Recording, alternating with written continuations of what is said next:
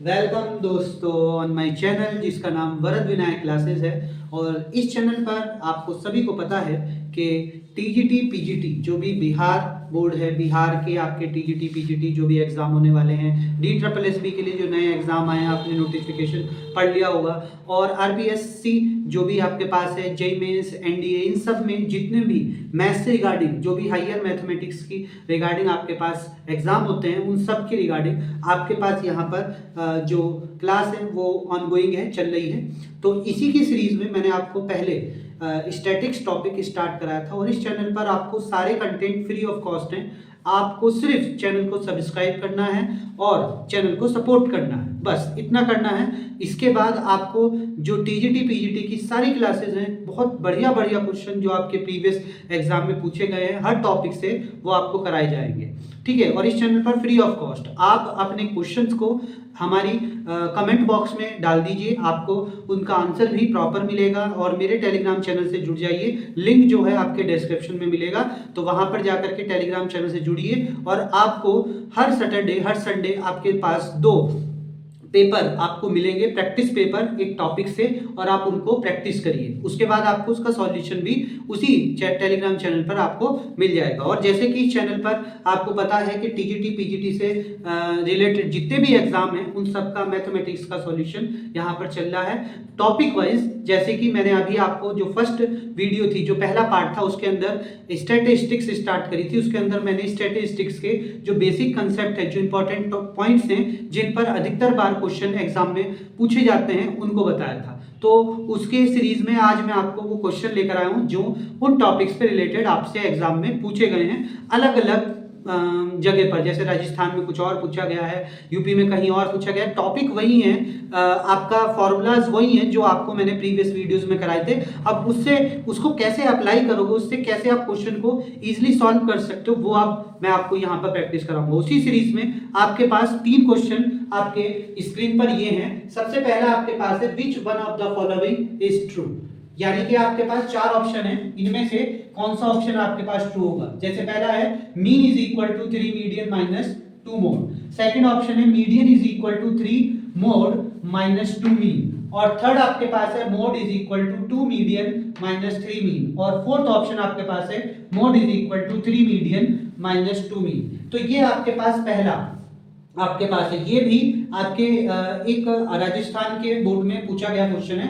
और ये दूसरा क्वेश्चन है which is not that central tendency, कौन सी इसमें से सेंट्रल टेंडेंसी के लिए कैपेबल नहीं है। जैसे मीन हो गया, मीडियन, मोड और रेंज। और इसके बाद थर्ड क्वेश्चन आपके पास है median can be graphically determined by from the, किसके थ्रू, मीडियन को कैसे आप ग्राफिकली डिटरमाइन करोगे, बाय द हो गए हिस्टोग्राम, फ्रीक्वेंसी कर्व और पॉलीगॉन। तो जल्दी इनके आंसर कमेंट बॉक्स में मुझे बताइए कि आपके अनुसार, आपके रिगार्डिंग इनके आंसर आप क्या मार्क करके आ सकते हैं। तो देखिए आप सभी ने कमेंट बॉक्स में आंसर को दे दिया गया होगा, तो अब इनके आंसर को चेक करिए क्या आपने यही आंसर दिए। देखिए ये जो जितनी भी क्लासेस हैं वो सब रिकॉर्डेड क्लासेस हैं, तो अगर आपको इनसे बेनिफिट उठाना है ना, तो पहले आप खुद भी अपना आंसर कमेंट बॉक्स में मेंशन करो। उससे क्या होगा, आपको पता चलेगा कि मेरा आंसर क्या था, और फिर मैं आपको आंसर बताऊंगा, उससे मैच कराइए, तो उसको आपकी कॉन्फिडेंस लेवल बढ़ जाएगा कि आपका आंसर आप ठीक दे पा रहे हैं कि गलत है। अब देखिए इसके यहाँ पर आपको जानते हैं, जब मैंने आपको कल टॉपिक बताया था तो उसके अंदर इससे रिगार्डिंग आपको फॉर्मूला भी बताया था।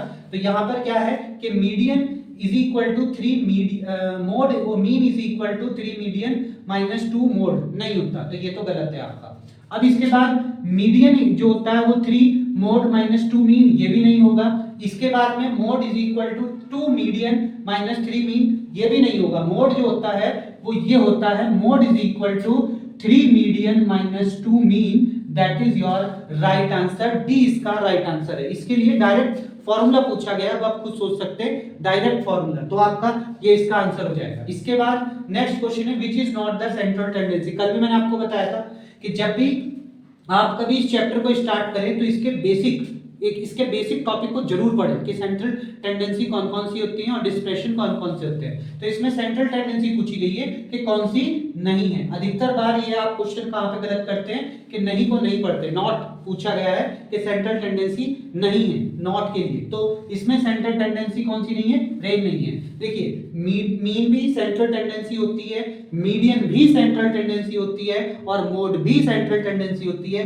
केवल रेंज जो होती है वो सेंट्रल टेंडेंसी के अंतर्गत नहीं आती। अब इसके बाद क्वेश्चन नंबर 3 देखिए, median can be graphically determine from, तो मीडियन जो है किसके थ्रू डिटरमाइन नहीं हो रहा। अब मीडियन को आप ग्राफिकली कैसे डिटरमाइन करोगे, ग्राफिकली मतलब आप ग्राफ प्लॉट करोगे तो मीडियन कैसे देख पाओगे, मीडियन किस ग्राफ के थ्रू आप जस्टिफाई कर पाओगे, किस ग्राफ के थ्रू आप देख पाओगे। तो इसके लिए सबसे बेसिक है, देखिए हिस्टोग्राम से आप कभी भी मीडियन नहीं देख सकते, ना ही फ्रीक्वेंसी कर्व से आप मीडियन देख सकते हैं और ना ही पॉलीगॉन से। आप इन सब चीज को नोटिस कर लीजिए, हिस्टोग्राम जो होता है वो आपका बार ग्राफ का ही एक फॉर्म है, कर्व भी आपका उसी से ही बनता है और पॉलीगॉन भी। ये तीनों चीजें मीन निकालने के लिए कैपेबल होती है और ओ गेव आपके पास मीडियन निकालने के लिए यूज में लाया जाता है, तो ओ गेव इज द राइट आंसर। तो इन सबके आपके पास आंसर पता चल गए होंगे कि which one of the following is true, true ट्रू आपके पास है mode is equal to 3 median minus 2 mean, और सेंट्रल टेंडेंसी कौन सी नहीं होती, रेंज, और मीडियन को ग्राफिकली अगर आप देखना चाहते हैं तो ग्राफिकली मीडियन को आप डिटरमाइन करते हैं ओ गेव के थ्रू। ओके, तो अब इसका जो है आपको आंसर पता चल गया है। तो नेक्स्ट क्वेश्चन आपकी स्क्रीन पर है ये, देखिए दोस्तों नेक्स्ट क्वेश्चन आपके स्क्रीन पर है ये क्वेश्चन है आपके पास, if the median of the distribution 10 12 13 16 x 20 25 30 is 18, तो आपके पास मीडियन इन ऑब्जर्वेशन का आपको गिवन है ये, और आपसे पूछा जा रहा है कि वैल्यू ऑफ x बताइए, और इसके अंदर आपके पास अलग अलग ये कुछ ऑप्शन है। और नेक्स्ट क्वेश्चन आपके पास है, if the algebraic sum of the deviation of 10 observation measured from 15 से जो अलजेब्रिक सम है आपके पास 10 ऑब्जर्वेशन का वो मेजर करा जा रहा है एज ए 7, तो आपको मीन बताना है। और ये क्वेश्चन जो आपके पास दोनों आए हैं ये यूपी टीजीटी के अंतर्गत पूछे गए हैं, यूपी टीजीटी में ये भी आया है और ये भी क्वेश्चन यूपी टीजीटी में ही आपसे पूछा गया है।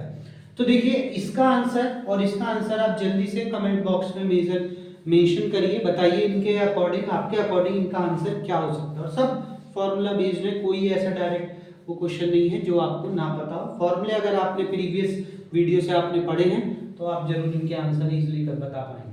तो आपने कमेंट बॉक्स में कर दिया होगा, अब आप चेक करिए कि आपका क्या आंसर यही होगा, और सॉल्यूशन क्वाइट इजी बहुत जल्दी निकल सकता है। देखिए आपसे पूछा जा रहा है कि मीडियन की वैल्यू 18 गिवन है, और आप इसमें कैलकुलेट कर लीजिए कितनी ऑब्जर्वेशन आपको गिवन, देखिए 1 2 3 4 5 6 7 8 ऑब्जर्वेशन है, दैट्स मीन n जो हो गया वो आपके पास 8 है, जिसका मीनिंग इवन है। देखिए वहां पर आप पूरा पेन ठा करके ये इवन वगैरह नहीं लिखेंगे, आप डायरेक्ट अपना फॉर्मूला अप्लाई करेंगे। मैं यहाँ पर सिर्फ समझाने के लिए बता रहा हूँ कि आप उसे कैसे अप्लाई करें। देखिए अब जब इवन हो गया तो मीडियन जो है आपके पास डायरेक्ट आप क्या लगाएंगे फॉर्मूला n/2, जो फॉर्मूला होता है nth term plus n/2 plus 1th term upon 2, ये फॉर्मूला आप यूज करते हैं। तो यहाँ पर 8 रख लीजिए, तो इसका मतलब हो जाएगा 4th term plus 5th term, okay, और अपॉन 2, यानी कि 4th टर्म कैलकुलेट करिए 1 2 3 4 और 5th,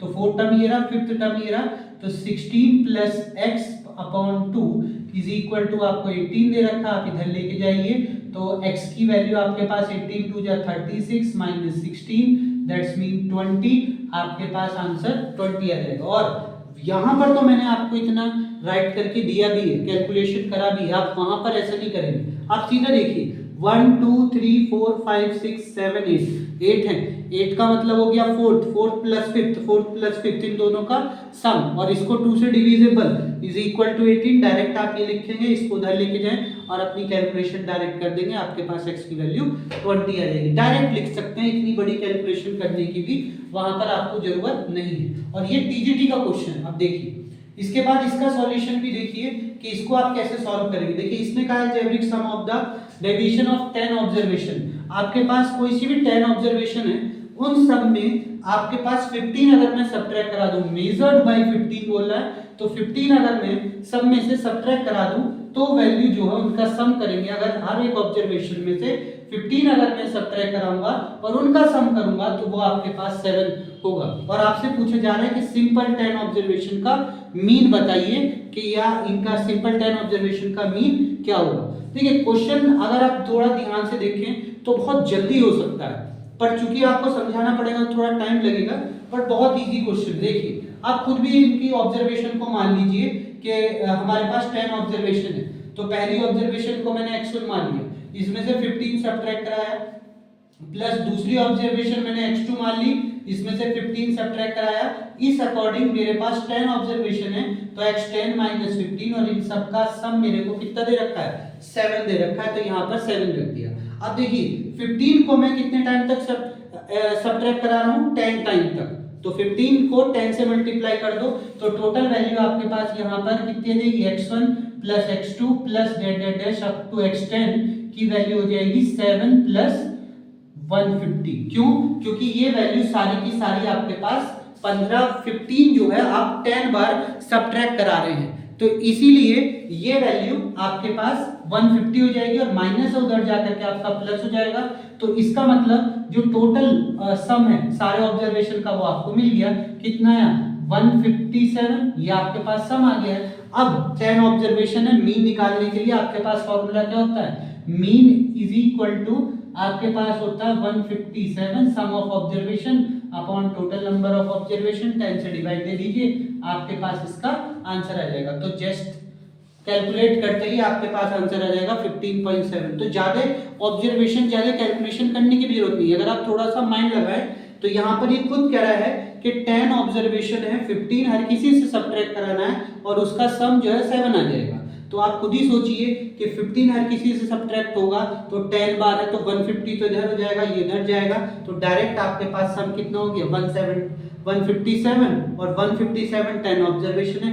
direct without any pen pencil चलाए आप इसका कैलकुलेशन करके डायरेक्ट आंसर दे सकते हैं। तो इस क्वेश्चन को आप ऐसे करेंगे। अब देखिए नेक्स्ट क्वेश्चन आपकी स्क्रीन पर है, ये देखिए दोस्तों नेक्स्ट क्वेश्चन आपके स्क्रीन पर ये है, और इन सारे क्वेश्चंस को आप खुद भी एक बार जरूर ट्राई करें, अपने आप खुद करके कोशिश करें, कमेंट बॉक्स में आंसर जरूर दें। तो देखिए क्वेश्चन क्या है, the mean of the 25 observation was found to be 38। मतलब 25 ऑब्जर्वेशन का जो मीन है वो आपके पास 38 है, दैट्स मीन माध्य का उसकी 38 है। It was the later observe discover that 23 and 38 were misread. मतलब आपसे बोला जा रहा है कि 25 ऑब्जर्वेशन का जो माध्य का है मीन जो है वो 38 है।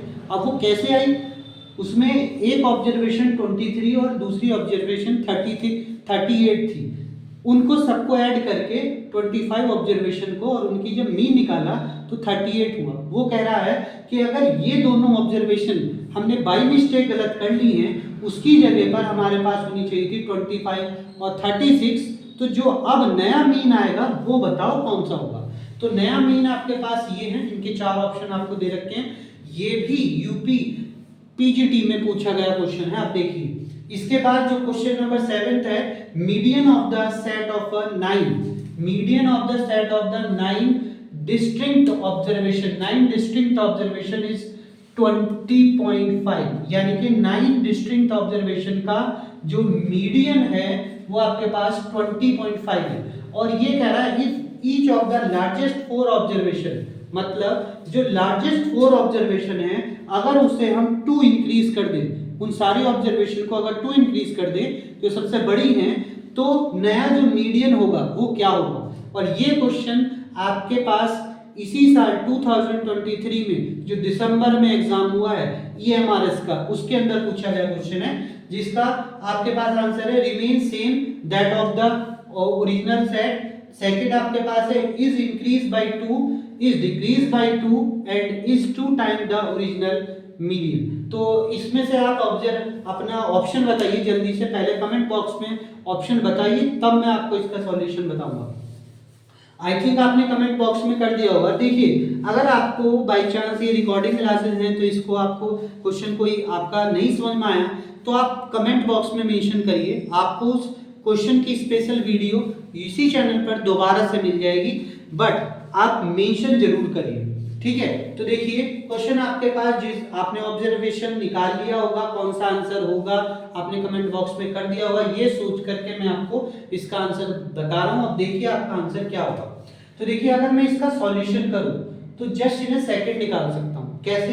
देखो 25 ऑब्जर्वेशन है जिसका मीन आपके पास 38 है, तो आपको ये पता होना चाहिए कि अगर मैं सम ऑफ ऑब्जर्वेशन निकालूं, सम ऑफ ऑब्जर्वेशन अगर निकालूं, कितनी ऑब्जर्वेशन का सम, उनका जो सम होगा, मतलब जितनी 25 ऑब्जर्वेशन उनका सम अगर निकालूं, तो आपको कुछ नहीं करना, मीन की नंबर ऑफ ऑब्जर्वेशन से मल्टीप्लाई कर दीजिए, तो 38 इंटू 25, ठीक है। तो ये सम ऑफ ऑब्जर्वेशन हो गई जो हमारी पुरानी वाली मीन थी, जिसके अंदर हमने 23 और 38 रख लिया था। अब वो कह रहा है कि 28 और 38 की जगह हमें जो है 25 और 36 करना है। तो जो हमारे पास हमने रख दिया था बाय मिस्टेक, ये दोनों नंबर, इन दोनों को तो आप सबट्रैक्ट करा दीजिए, इन दोनों को ऐड करके तो सबट्रैक्ट करा दीजिए, और जो नया नंबर कह रहा है उन दोनों को ऐड कर दीजिए, तो 25 प्लस 36, इन दोनों को ऐड कर दीजिए, आपके पास सम ऑफ ऑब्जर्वेशन आ जाएगा।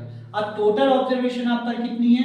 25 है, तो अपॉन 25 कर देंगे, तो डायरेक्ट आपके पास क्या आ जाएगा?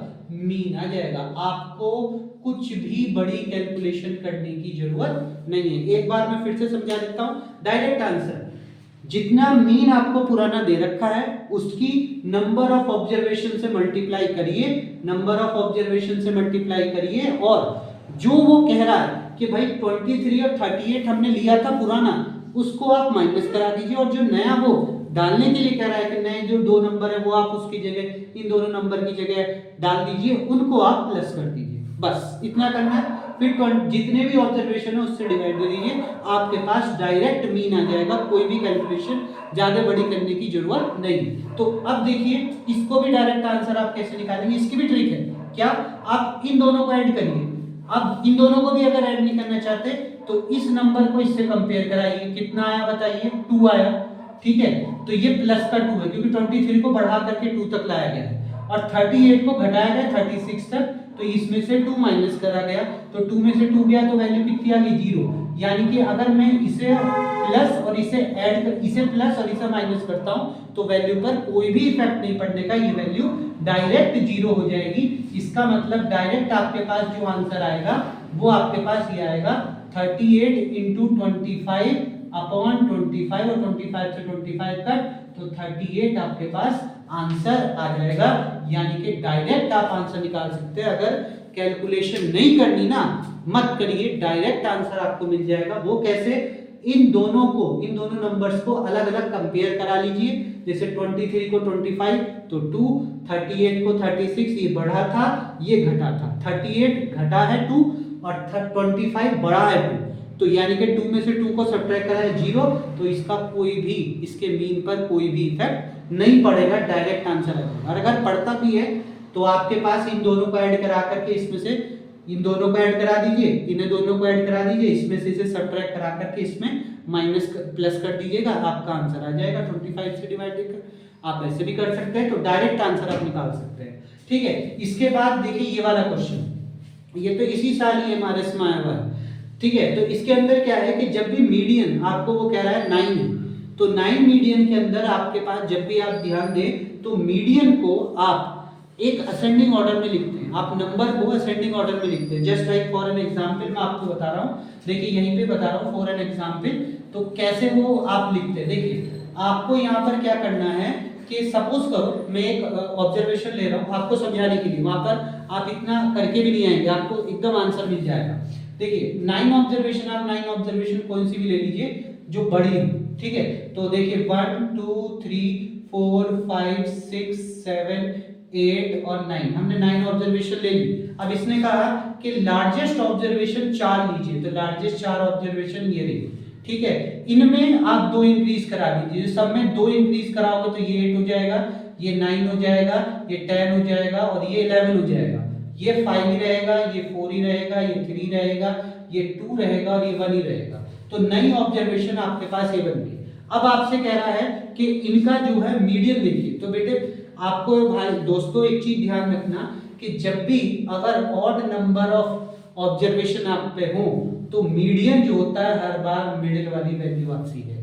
ठीक है, मीडियन जो होती है हर बार मिडिल वैल्यू आती है। तो अगर आप ध्यान भी देख रहे हो, ये फॉर एन एग्जांपल दिया था, तो इसका मीडियन, इन सब का मीडियन ही मिडिल वाली वैल्यू होगी। और अगर मैं 2 इंक्रीज करा भी दिया हूं तो ये नंबर बनी है, अब भी मिडिल वैल्यू आपके पास 5 ही है। इसका मतलब क्या है कि अगर कोई भी वैल्यू आप लार्जेस्ट में जोड़ दोगे, लार्जेस्ट नंबर में जोड़ दोगे, पहले जो मीन के बाद वाले हैं उन लार्जेस्ट नंबरों में जोड़ दो, या मीन के पहले वाले स्मॉलेस्ट नंबर में जोड़ दो, तो मीडियन पर कोई भी इफेक्ट नहीं पड़ता। ऑब्जर्वेशन के मीन के बाद, मीडियन के बाद वाले नंबरों में जोड़ दो या मीडियन के पहले नंबरों में जोड़ दो, कोई भी इफेक्ट नहीं पड़ता। चाहे जोड़ दो चाहे घटा दो, कोई भी इफेक्ट नहीं पड़ेगा। इसीलिए यहाँ पर आपके पास जो आंसर होगा वो आपके पास ये होगा, remain the same as that of the observation sets. Okay, तो रिमेन द सेम ही रह जाएगा, डिजिट आपके पास सेम ही रह जाएगी। अगर आप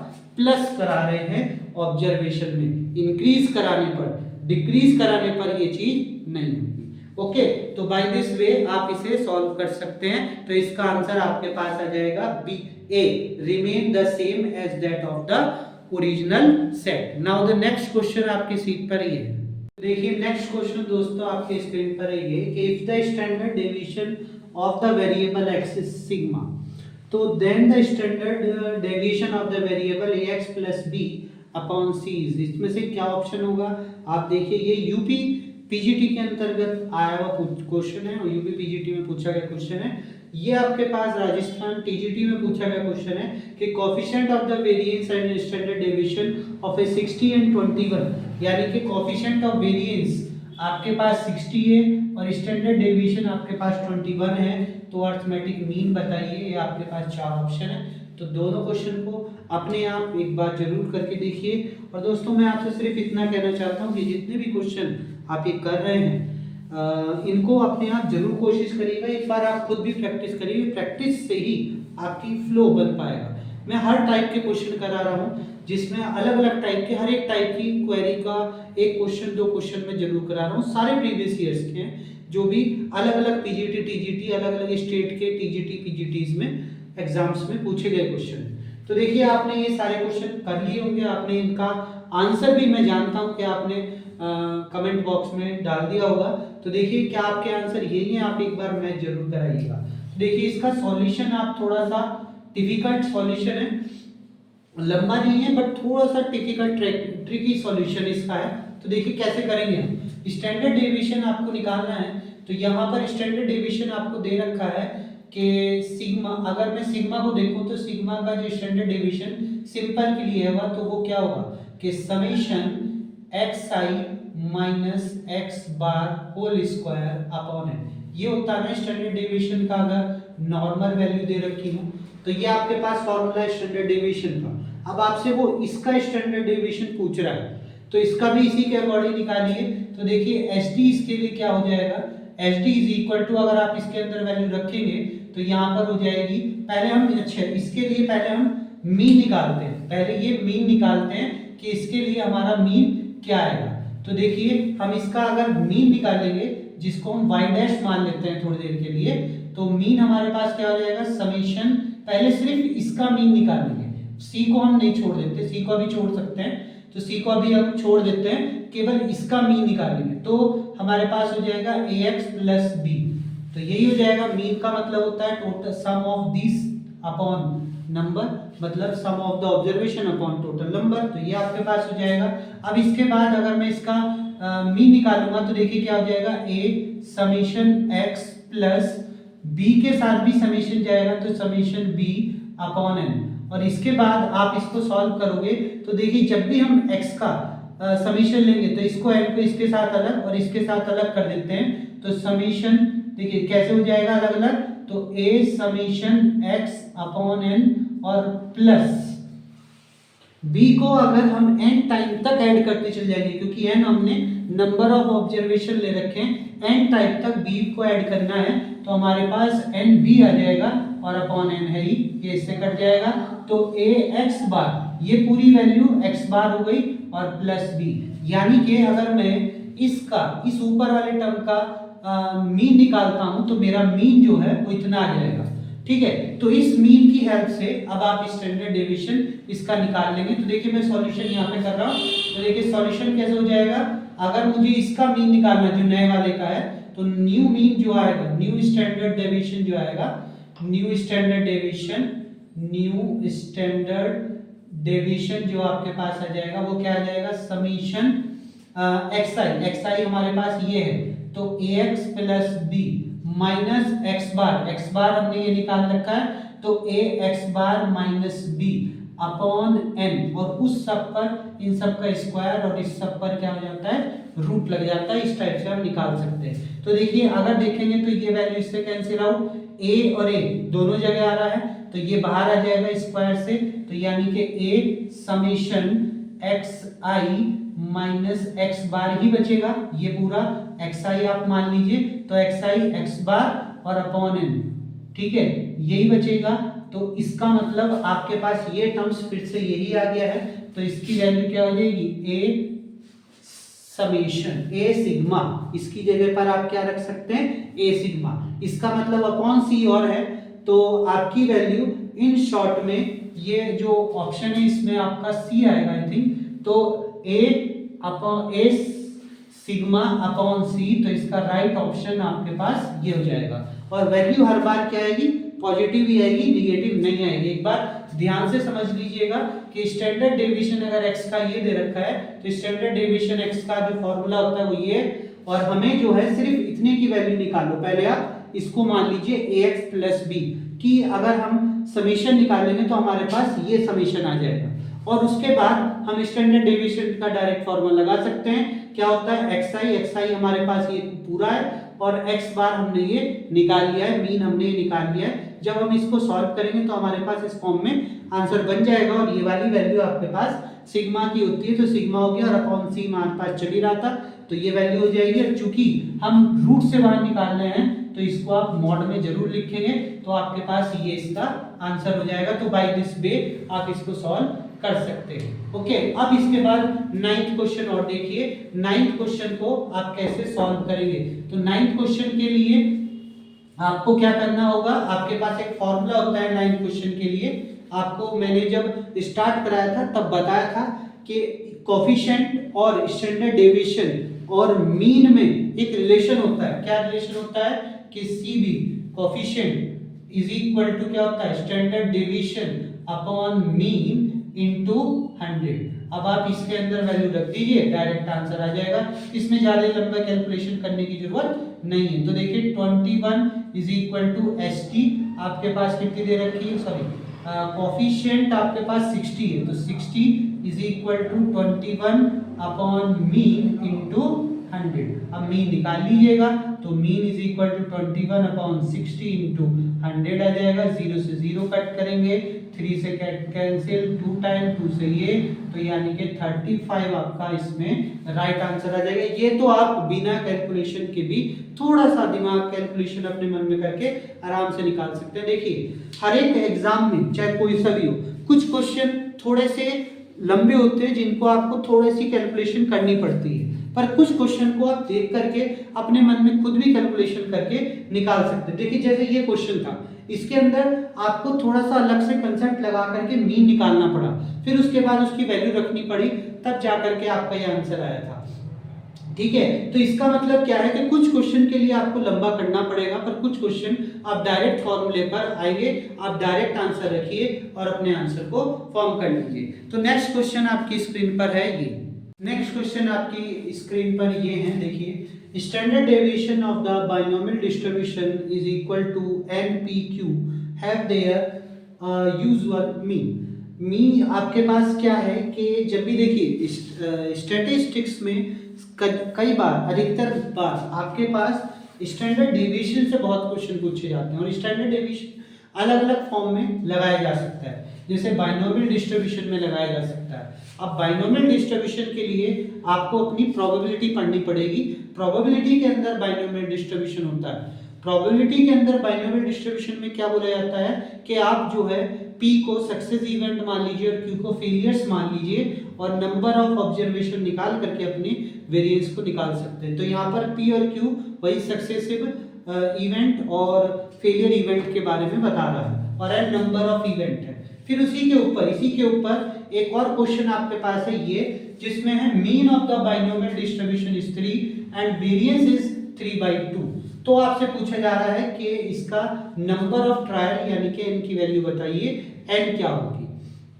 तो दोनों क्वेश्चन मैक्सिमम सेम पैटर्न पर हैं और दोनों ही राजस्थान टीजीटी में पूछे गए क्वेश्चन है 2013 के अंदर। तो देखिए क्वेश्चन को आप कैसे करेंगे। स्टैंडर्ड डेविएशन आपको दे रखा है बाइनोमियल डिस्ट्रीब्यूशन का, आपको इसका डायरेक्ट फॉर्मूला लर्न होना चाहिए। वो डायरेक्ट फॉर्मूला आपके पास होता है √NPQ।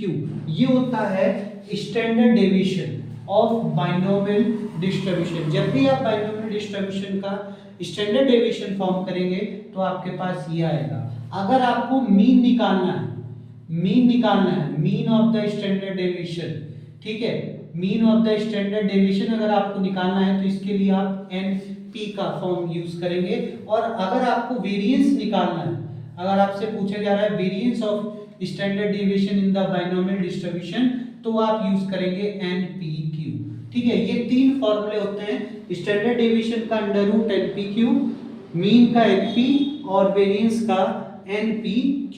ठीक है, तो ये आपके पास होते हैं। इन दोनों फॉर्मूले का यूज करके आप यहाँ पर अपने क्वेश्चन को निकाल सकते हैं। तो देखिए सॉल्यूशन भी इसको इजीली बहुत जल्दी हो जाएगा, ये बहुत लंबा क्वेश्चन नहीं है, आप खुद भी सॉल्व कर सकते हैं। देखिए मीन दे रखा है तो मीन की वैल्यू 3 दे रखी है, आप 3 रख लो यहाँ पर। स्टैंडर्ड डेविएशन वेरिएंस दे रखा है 3/2, तो यहाँ पर 3/2 रख लीजिए। आपसे n पूछा जा रहा है तो आप इसको अपॉन में रखिए एक दूसरे को, ये इक्वेशन 1 मान लो, इसे इक्वेशन 2 मान लो, अपॉन में रखेंगे तो q की वैल्यू आपके पास डायरेक्ट आ जाएगी, ये अपॉन ये, तो 3/6 और 1/2 आपके पास डायरेक्ट वैल्यू आ जाएगी, क्योंकि अगर आप इसको इसके अपॉन में रखोगे तो डायरेक्ट q की वैल्यू आ जाएगी, ये दोनों कट जाएंगे, q की वैल्यू ये अपॉन ये, तो यार आपके पास आ गई 1/2। तो q की वैल्यू भी आप पर है, इसकी वैल्यू भी आप पर है, आपसे n पूछा जा रहा है तो कोई बड़ी चीज नहीं है, आप डायरेक्ट निकाल सकते हैं। देखिए जब भी आपके पास फेलियर और सक्सेसिव इवेंट का क्वेश्चन कभी भी होगा तो Q निकालने के, Q तो आपके पास अगर आ गया है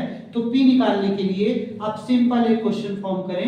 Q की वैल्यू के लिए P की वैल्यू के लिए 1 - Q आप लगा करके वैल्यू निकाल सकते हैं और यहाँ पर वैल्यू डाल करके आंसर निकाल सकते हैं। तो देखिए n × 1/2 = 3 हो जाएगा और n की वैल्यू आपके पास 6, इसका आंसर P आपका पास सही आंसर होगा। तो ये क्वेश्चन से आप P की वैल्यू निकाल लीजिए। अगर आप पे Q आ गया है तो P की वैल्यू आप ऐसे निकाल सकते हैं और P की वैल्यू को आप यहाँ पर रख लीजिए और अपना आंसर निकाल लीजिए। यहाँ से आप डायरेक्ट अपने आंसर को फॉर्म कर सकते हैं। तो देखिए ये सारे क्वेश्चन आपके पास इजी क्वेश्चन है, कोई ज़्यादा डिफिकल्ट और भारी क्वेश्चन नहीं है। अब देखिए नेक्स्ट क्वेश्चन बाकी कौन से।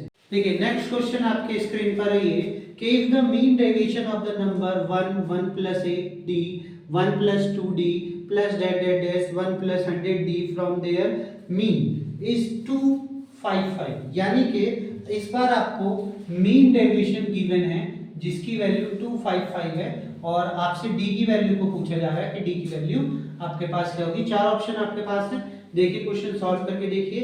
और नेक्स्ट क्वेश्चन है, in a college of 300 student every student read 5 newspaper and every newspaper read by 60 student, तो then the number of the newspaper are, तो तब number of newspaper कितने होंगे। तो ये दोनों क्वेश्चन आपके पास, ये वाला क्वेश्चन पीजीटी का है और ये क्वेश्चन आपका टीजीटी का है, राजस्थान में ही पूछा गया क्वेश्चन है। और एक ये क्वेश्चन तो आपका एलटी में भी आया हुआ क्वेश्चन है, दोनों क्वेश्चन है, तो एक बार इन दोनों को ट्राई जरूर करिए, क्वेश्चन करके देखिए कैसे होंगे और फिर मैं आपको इसका आंसर बताऊंगा। तो देखिए आपने ये क्वेश्चन अभी कर लिए होंगे और कमेंट में आंसर भी जरूर दिया होगा। मैक्सिमम क्वेश्चन के आंसर दीजिए ताकि मुझे पता चल जाए कि मैक्सिमम वीडियो को आप देख रहे हैं और अपने आंसर को परफॉर्म भी कर रहे हैं, आप अपना रेस्पॉन्स भी दे रहे हैं। ठीक है, तो now the answer of this question जो आपके पास 12 है, थोड़ा सा लंबा है पर क्वेश्चन इजी है, कोई ज़्यादा बड़ा नहीं है। कैलकुलेशन आपको करके दिखाऊंगा तो थोड़ा टाइम भी लगेगा, अगर आप खुद भी इसे सॉल्व करें अपने आप तो जब आप खुद ही इजीली सॉल्व करेंगे तो कुछ चीज़ों को लिखने के लिए आपको पेन की जरूरत नहीं होगी, तो आप जल्दी भी कर सकते हैं। ठीक है, तो देखिए यहाँ पर चूंकि मुझे लिखना पड़ेगा तो टाइम भी लगेगा। देखिए यहाँ पर 1 1 plus D 1 plus 2d 1 plus 100d तक है, पहले उसका मीन निकाल लीजिए। तो जब भी आप मीन निकालेंगे तो मीन के लिए आप क्या करते हो, सारे ऑब्जर्वेशन को प्लस करते हो।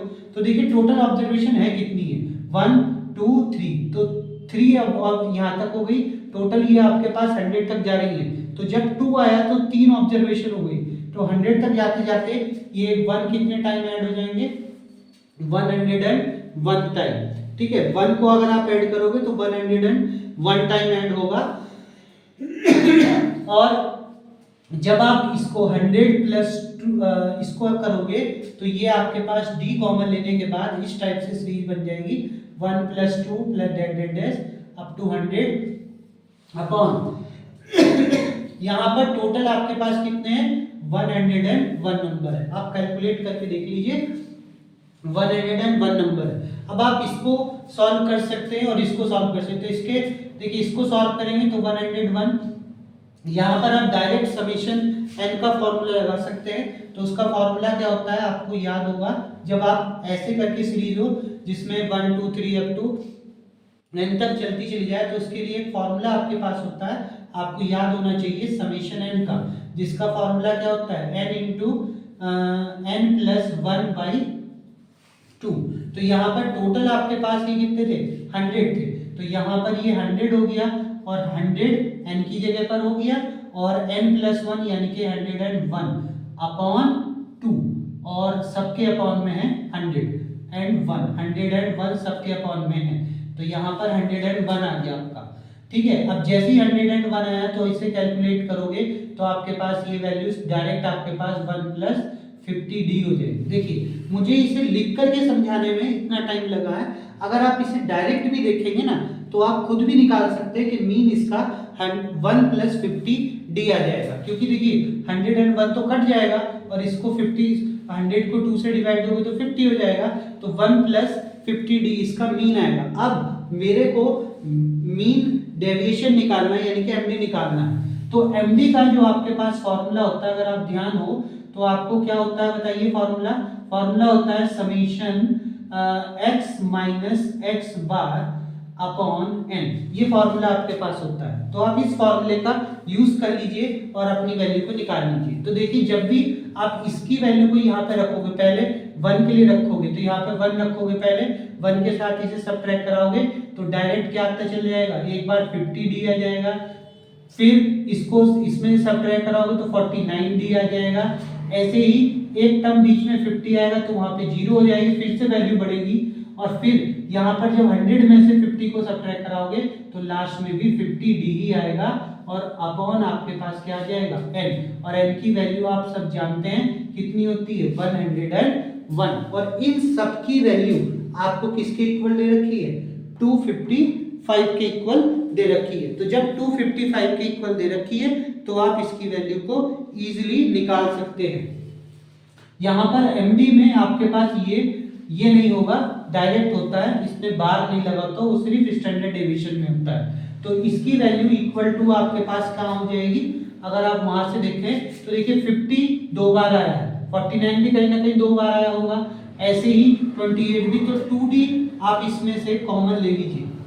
ठीक है, तो यहाँ से आपके पास जब आप कॉमन लेंगे d कॉमन लेंगे, 2d कॉमन लीजिए, क्योंकि देखिए 50 ये है, 50 है तो 2 बार 50 हो जाएगा, 49 भी 2 बार आएगा, तो यहाँ पर 2d आप कॉमन ले लीजिए तो 1 plus 2 plus dash dash dash up to 50 तक ये हो जाएगा अपॉन 101 इज इक्वल टू 255। और इसकी कैलकुलेशन कर लीजिएगा, आपका आंसर आ जाएगा।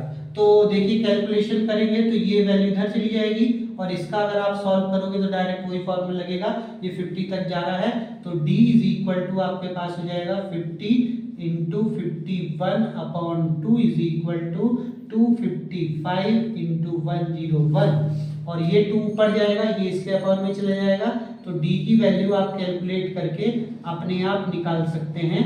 तो इसके बाद आपका जो आंसर है वो डायरेक्ट आ जाएगा, कैलकुलेशन कर लीजिए, आपका डायरेक्ट आंसर जो कैलकुलेशन करके आएगा वो आपके पास आ जाएगा 10.1। कैलकुलेशन कर लीजिएगा, आपका आंसर 10.1 आएगा। अब देखिए, आप कहेंगे कि आपने इतनी लंबा कैलकुलेशन करा तो हमें तो काफ़ी टाइम लगेगा, वहाँ पर एक ही क्वेश्चन करने में काफ़ी टाइम लग जाएगा। तो देखिए, मुझे लिखना पड़ा है, तो लिखने के लिए, आपको समझाने के लिए मुझे ये लाना होगा। तो मुझे, अगर आप ये खुद भी देखेंगे ना, डायरेक्ट भी देखेंगे, तो ऑब्जर्वेशन कर सकते हैं कि जो मीन है आपका 1 + 50d आएगा, क्योंकि सब में 1 1 है और फिर सबको आप ऐड करोगे तो 50d आएगा, और जब आप सब्ट्रैक्ट कराओगे तो सब में 50 और ये आएगा, तो आप डायरेक्ट ये वाली लाइन लिखोगे। आपको ये सारी लाइन लिखने की जरूरत नहीं पड़ेगी, आप डायरेक्ट ये लाइन लिखोगे और इससे आप डायरेक्ट अपनी कैलकुलेशन करके आंसर निकाल सकते हैं। ठीक है, तो बाय दिस वे आप इसे सॉल्व करेंगे। अब इसके बाद जो 13 क्वेश्चन है वो देखिए। 13 क्वेश्चन में आपके पास क्या है कि जो 300 स्टूडेंट हैं, जो न्यूज़पेपर एवरी स्टूडेंट, देखिए टोटल आपके पास एक कॉलेज के अंदर 300 स्टूडेंट है, जिसमें से every student read the 5 newspaper, 5 newspaper पढ़ता है हर एक स्टूडेंट, और every newspaper read by the 60 student, और सारे न्यूज़पेपर 60 स्टूडेंट के थ्रू रीड करे जाते हैं। तो पूछ रहे हैं नंबर ऑफ पेपर्स बताइए, नंबर ऑफ पेपर आपके पास कितने होंगे। तो देखिए, आप इसको क्वेश्चन को अगर थोड़ा समझेंगे तो इससे आपको खुद आइडिया लग जाएगा कि 300 स्टूडेंट 5 न्यूज़पेपर को पढ़ते हैं, तो 60 n को पढ़ेंगे। अगर मैं न्यूज़पेपर मान लूं तो 60 × n = 300 × 5। अब आप इससे वैल्यू निकाल लीजिए, तो देखिए 300 × 5/60, 0 6 5 30, यानी कि 25 एग्जैक्टली न्यूज़पेपर पढ़ेंगे।